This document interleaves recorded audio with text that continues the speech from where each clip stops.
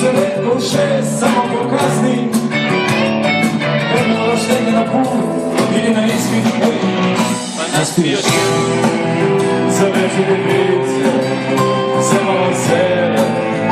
Ne boj se, imam ja pričat suti, samo naspiješ za umorne lice, za proletere. Večeras kreća smena, vraća kući dug.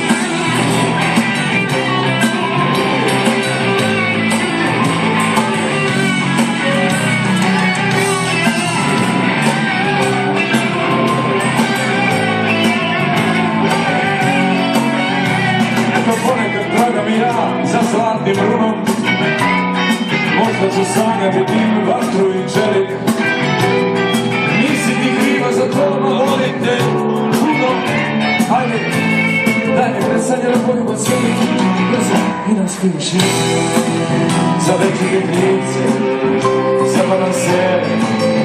Ne boj se, imam ja pričat suti, samo naspiš za umorne lice, za proletere. Naspiju još jednu za moje drugare, naspiju još jednu.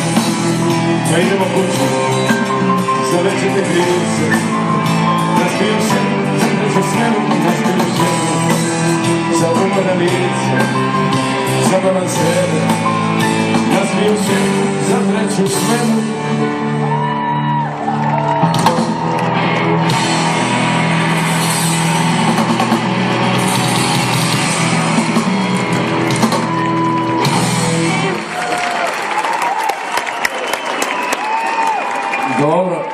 Dobro, i to je stvar.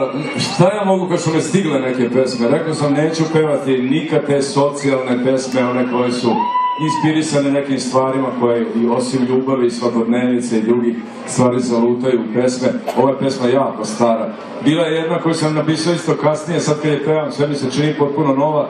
Poslednja koju ću otpevati angažovana je angažovana. I ona je već zastarela. Šta ja mogu, ludaci su 15 godina iza nas i tek sad otprilike dolaze na sve to. Zove se Krivi smo mi što smo ih pustili. Putuje Evropo i sve, putuje Evropo. Ko je mogu da misli da će to biti tako?